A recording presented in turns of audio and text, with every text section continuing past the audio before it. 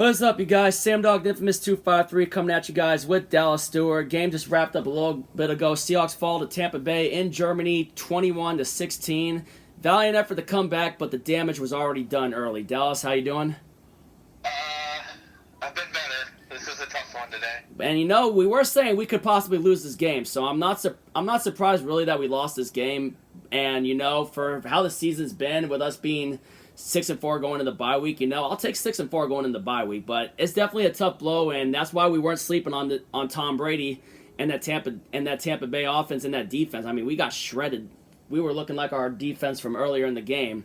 I mean, they got off to that fast start, and we didn't even cash in after a freaking suck-up missed that early field goal.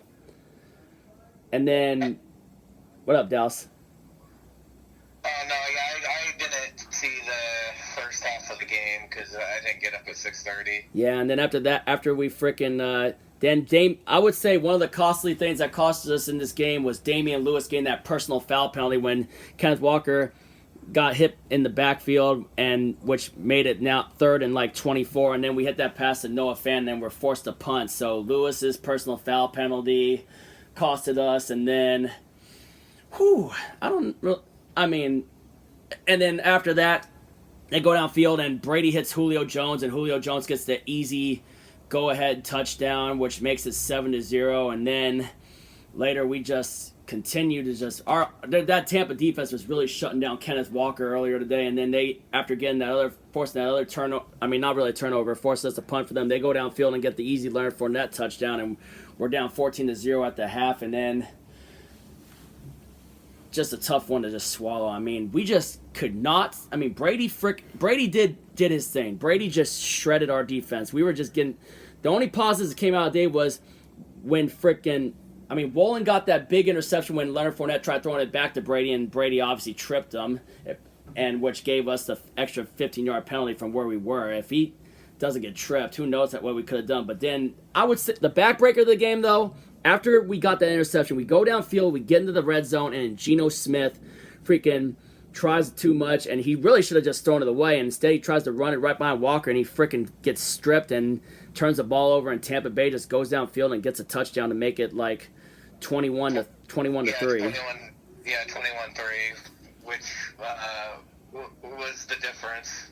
It was the biggest difference maker of that game. And then, we pretty much crapped the bed too early. We got downfield, we got the touchdown to Tyler Lockett, and then we freaking go for 2 and don't get that. And then, granted, it would have made us 10 points. We needed 2 touchdowns practically because we were still down 12. I didn't get that. But then Cody Barton saves us by getting that interception. And then we get that 4th down touchdown pass to Marquise Goodwin and make it freaking 21-16. And then after that, Brady and that Buccaneers offense just ices the game. They just go down, get all those first downs, and just ice the game. We pretty much, like we said, did all the damage to ourselves earlier. But, now it sucks because, San Francisco pretty much plays the Chargers tonight, and they got a chance to take advantage of our bye week next week, and we could possibly both be sitting at 6-4, and they'll be back on first place in the division because they got the tiebreaker over us. But, even at the beginning of the season, we did say that we could potentially lose that Tampa Bay game, back at the beginning of the season, I had this game as a loss because we weren't so sure of how we were going to be.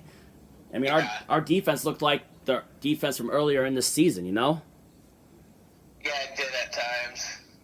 Yeah. They ran on us. They just ran on us today. Fournette and Rashad White ran wild on us today. And Leonard Fournette got a few critical first downs for them to ice that game. Yeah, pretty much a few critical first downs, but it's like, other than that, our defense just, granted we got 2 turnovers. Brady still fucking shredded us and made us look like our defense from the beginning of the season. But nothing we could do. It's a learning experience. And let's just see where it goes from here. At least we can finally now get rested since we're now on the bye week, which Red Zone Reaction's coming next week, by the way.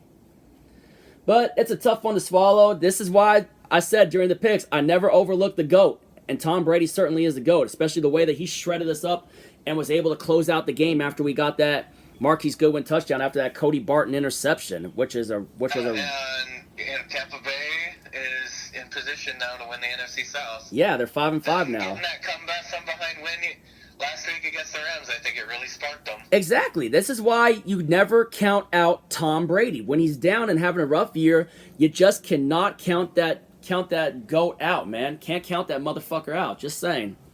That motherfucker shredded us today. And that's why he's the GOAT.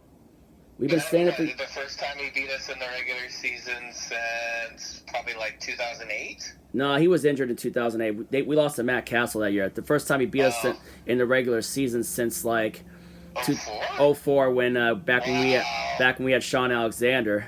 And well, obviously Super Bowl 49, obviously. So. And this was the first time we lost to Tampa Bay in the regular season since 2016. Yeah, when we absolutely crapped the bed in that game and lost to Jameis Winston and Mike Evans just torched us. Granted, Mike Evans was still making plays in this game too. So, yep. So that definitely was a spark. And that's for 45 years old. Like I said, you cannot count out the GOAT. You just cannot count out Tom Brady. When he's counted out, he does what he does he wills his team to victory. And he proves the doubters wrong. He may be old, but he still got it. That's why I was not overlooking this game when we did the game picks. And I even said we could very well lose this game. And we very well did lose this game. So, yep. Seahawks fall to the Buccaneers 21-16. Valiant effort near the end to try to claw back. But Brady's the GOAT for a reason because he knows how to close out games. And he closed it out on us after that. Didn't even give us a chance. All we needed was a freaking 3-and-out to get another chance at it or another turnover. And they just ran all over us. And they were smart with the way they were running the clock, made us use our timeouts, and that's pretty much that. But hey, you know what? 6-4 going into the bye week has definitely overexceeded my expectations before the season started, and I'm pretty impressed. Yeah. I don't think anybody expected to be 6-4 at the bye week. Yeah, can't be mad at that. I mean, let's just see where we go. We can now finally get rested up. Red Zone reactions come next week. We got the Las Vegas Raiders coming into town, a very winnable game for the Seahawks against the Raiders coming up in a couple weeks. So let's get rested up, regroup, and see where the rest of the season takes us from here. All right, guys. I'm probably gonna chill, watch some more of these football games today. Tough one to swallow today, but hey, it is what it is. I'll take 6-4 going into the bye week. If you ain't with it, you ain't infamous. And as always, go Seahawks.